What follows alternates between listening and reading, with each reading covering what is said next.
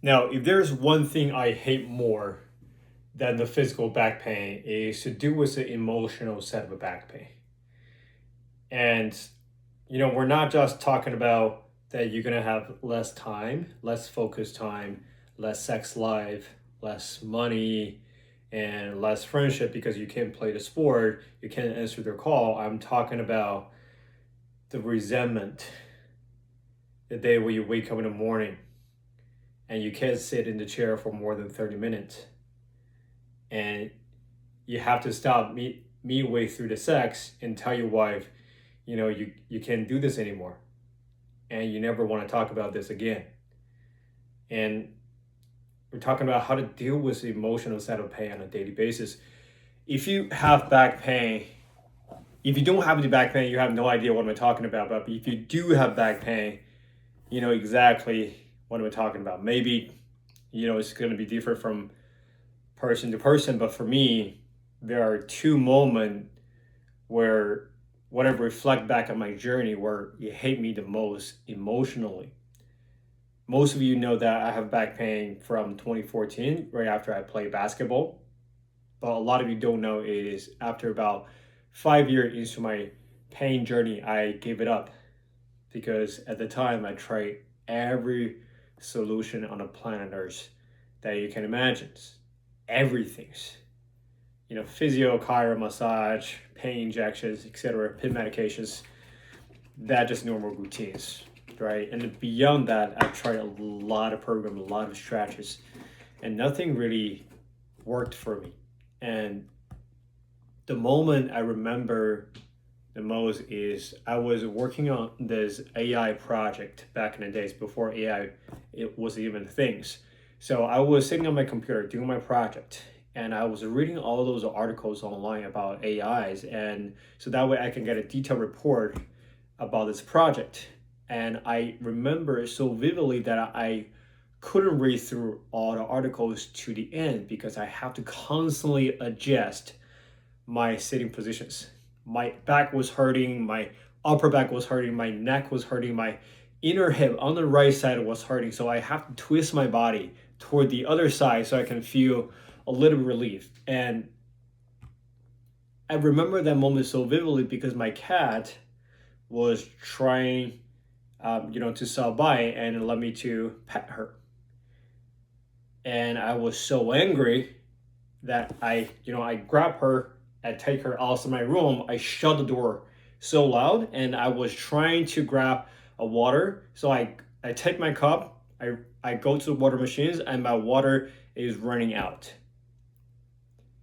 And at that moment, I remember I was like, "Fuck, man! Why everything's gonna be so hard?" I I just yelled so loud, and then I walked through the window. My neighbors was watching me and in shock. And I remember I was so embarrassed, and I waved at them and I say sorry, and then I left the room.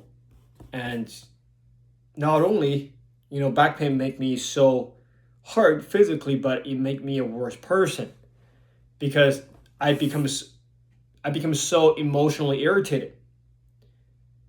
And I knew I was I'm better than this, but at that moment I just couldn't control it. I never shared this story to anybody until today when I reflect back on my journey and never talk to anybody, not to my wife. And the second things I remember was at the time when I was having sex with my wife, I have to tell her to we gotta stop because I can't take this anymore. My back flare up so bad, and I have to stop. And I told her after the incidents, I never want to talk about this again, and don't ever mention this to me. And to this day, we never had the conversations. But I remember I feel so embarrassed that I I couldn't even face the fact that I gotta stop. And I'm not sure if you guys can relate to any of this, but I'm pretty sure you guys can relate to this in to some degrees in your examples. But the reason why I'm sharing this is because I want to tell you, how do we deal with this type of situation? How do we deal with the emotional side of a pain?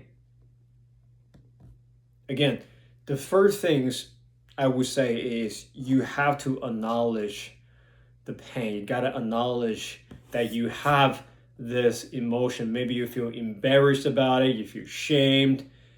Just know that, just feel the emotion. It is okay to feel the emotions. I can't stress this is enough. It sounds so easy, sounds so simple, but you have to acknowledge that you have this emotion. As human beings, we're supposed to feel all those emotions. I work with a lot of athletes, a lot of business owners, a lot of entrepreneurs, and they're just like me. They're so good at suppressing their emotion. That's what they call being, a tough guy, and then being disciplined, and that's how they're successful in the first place. But I'll tell you this, in this journey of healing your back pain, that's the opposite you're looking for, because that emotion is gonna go somewhere. All right. If you don't acknowledge you have this emotional pain right here because you have back pain, that emotion is going to lash out. Maybe to your wife, maybe to your kid, to your co-workers, to your friends, to people you love. It is gonna go somewhere. All right. Now for me, I lash out that emotions a lot of time to my wife, a lot of time to my dog, to my pet, to my cat. And it is not fair to them for them to feel my emotions, to get the worst side of me. It's not fair. It's not fair to them. But for you, as somebody who's been through this right now, you gotta acknowledge the pain. You gotta acknowledge the emotional side of the pain first. Okay? Now, acknowledge that you have this pain, acknowledge that you have this emotion doesn't make you weak. Doesn't make you, a lot of my client call, doesn't make you a pussy. Excuse my language. It doesn't make you a bad person. It doesn't make you weak at all. It actually is the opposite. It makes you stronger compared to those people who can't face their emotion right away, face to face, directly. It makes you stronger. I promise you that.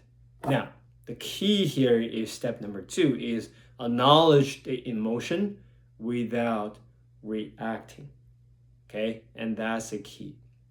The absolutely worst thing you can do is you feel this emotional pain, and then you go out, you try everything, try to get that pain go away right away, and then just to wait the next day, you feel exactly the same, and then it's a loop over and over and over again. Frustrations, a little bit relief, a little bit happiness, more frustrations, more quick fix, and then it's a loop over and over. That's the absolutely worst things that you want to do, because you're not fixing anything, but you're letting your emotion control your action, control your decision. That's probably the worst thing you can possibly do. All right? You want to make sure you acknowledge your emotion without reacting. And that is the key. Acknowledge the pain. And then the step number 3 is communicate. Talk to somebody.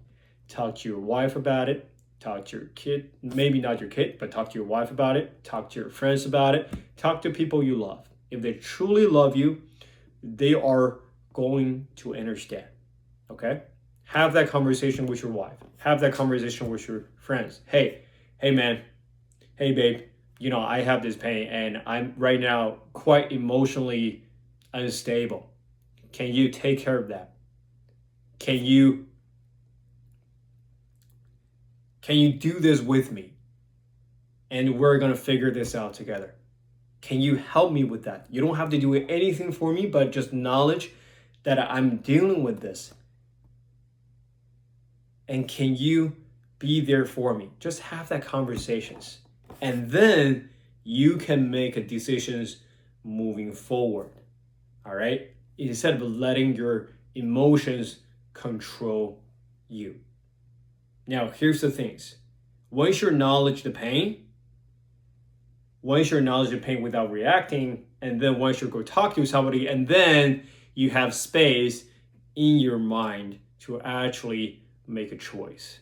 Otherwise, you don't have any space in your mind. You're full of emotions. So you don't have any space in your mind to make the most logical decisions. You want to make sure you create space in your mind so that way you can make the right decision moving forward. Now, again, it doesn't have to be perfect. It doesn't have to be a perfect decision. It doesn't have to be the right decision. You just got to be a decisions, but you want to make sure that decision is not controlled by your emotions. It's a decision you made after you acknowledge the pain without reacting to the emotions, and then after you talk to somebody, and then you make that choice. Okay? And that's the most important things. Imagine this. Imagine if we all do this, not only just for back pain, but in life in general. You're going to have a way easier life because you communicate with your friend, you communicate with your wife, you communicate with people you love with transparency, and you don't let emotion control your behavior. You're going to have a way easier life. More fun in your life. You're going to become more present. In turn, you're going to get more money. You're going to get more fulfillment. And then you're going to get less stress. Just because you acknowledge your emotions. Now, I think there's a message to everybody, not only just for back pain, but also in life in general, is whenever you feel the emotional side of pain, don't try to suppress the pain. Try to acknowledge the pain, but without reacting, and then communicate your pain with somebody else. And maybe communicate that with yourself as well. So that way you can create that space and make the right decision moving forward.